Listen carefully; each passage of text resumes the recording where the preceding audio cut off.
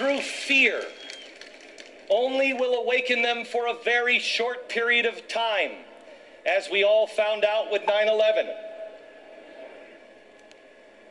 Do you not think the apostles, while waiting in the Garden of Gethsemane, were afraid? Jesus asked them, just watch with me for an hour.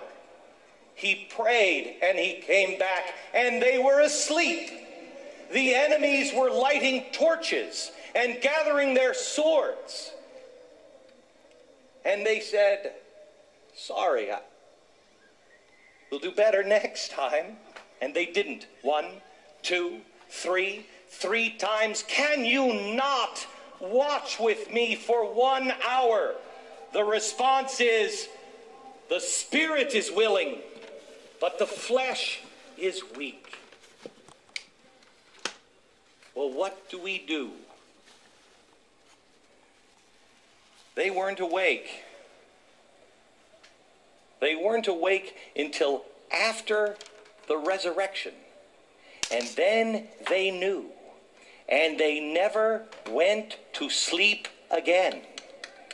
It wasn't the fear of death. It was the resurrection that kept them awake.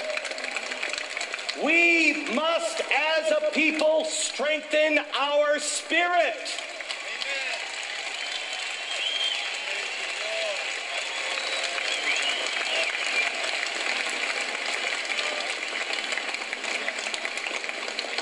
I ask you, Republicans, Democrats, Independents, Americans, we are all Americans. We all must realize how nice we have it here, despite all of our problems. We must recognize the great things that we have done, while noticing as well, so we can learn from the lessons, all of the bad things that we have done. Know them, so we never repeat the same mistake. But we must make a choice today. I gave a 40-day challenge on the air 40 days ago today. I asked you to do 3 things: faith, hope, and charity. In your own life, I asked you, pray on your knees. Not just pray, but pray on your knees. Recognize your place to the Creator. Recognize that He is our King, and He is the one that guides and directs our life and protects us.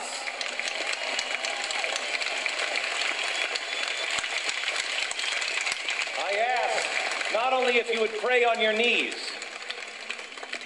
but pray on your knees with the door open for your children to see. Not only pray with them, but let them see their father or their mother humbled by God in prayer. That which they gaze upon, they will become. The second thing I asked you to do, for hope, tell the truth. Tell the truth. And it only matters when you tell the truth and you know it's going to hurt you. You know that it's not going to help your side. Tell the truth. America is crying out for the truth. Tell the truth in your own life and then expect it from others.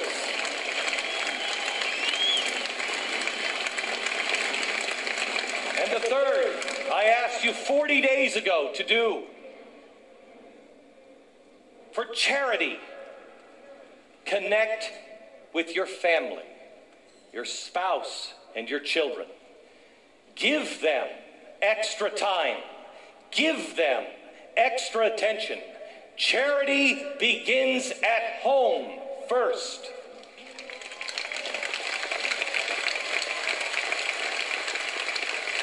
My challenge to you today is to make a choice. Does America go forward and the American experience expands, Or does the experiment fail with us? Make the choice. And then, if you answer as I do, look to the top of the Washington Memorial. The Washington Monument, praise be to God. My favorite line in the Declaration of Independence is, with firm reliance on divine providence, we mutually pledge to each other our lives, our fortunes, and our sacred honor. Let that phrase be our guide as they put on the top of the monument, as Thomas Jefferson said, if you really want to share the truth, embed it into architecture. The truth is on the walls here. The truth is on the top of the monument. But it's also in our founding documents. What is the answer? Do you think they were just using the wrong size font when they said, we the people? Do you think somebody was like, hey, you got to size that down a bit, it'll not fit on the page? That was code. They knew we would forget. And at the end of the Declaration of Independence, it is our guide out.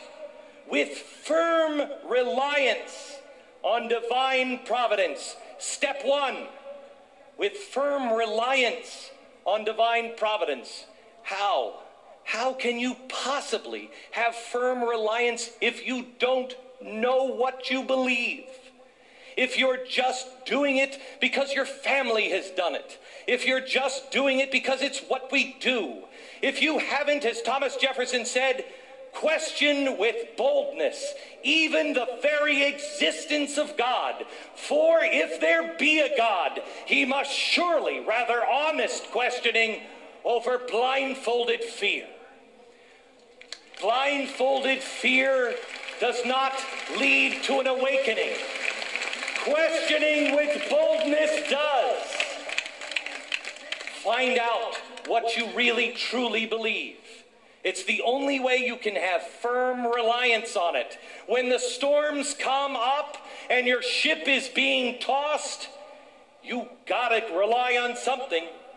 Do you want it to be an invisible magic sky god that you think is there? Or do you want to have firm reliance? We will be fine. I choose to know so I can depend with firm reliance on God's protection. 2, realize your space. If you understand who God is, you will also understand you are one of his children.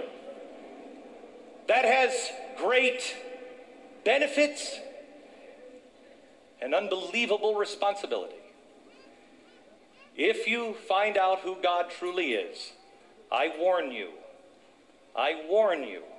if you know who he is, it will be the biggest blessing in your life, but it will also be the biggest curse in your life, because on some things you will then no longer have a choice, because you know what is true, you know who you serve, and you must stand there because you have no other choice.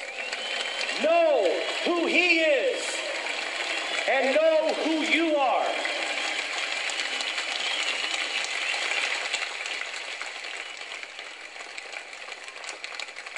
The next part of the phrase is, we mutually pledge to each other our lives. I've always read that as something the Vietnam vets did, the Korean vets did, or the vets that we honored today. It's not just that. Washington, I told you, gave up his life as he wanted it. He wanted to be a farmer, not a president. He wanted to be a surveyor, not a general.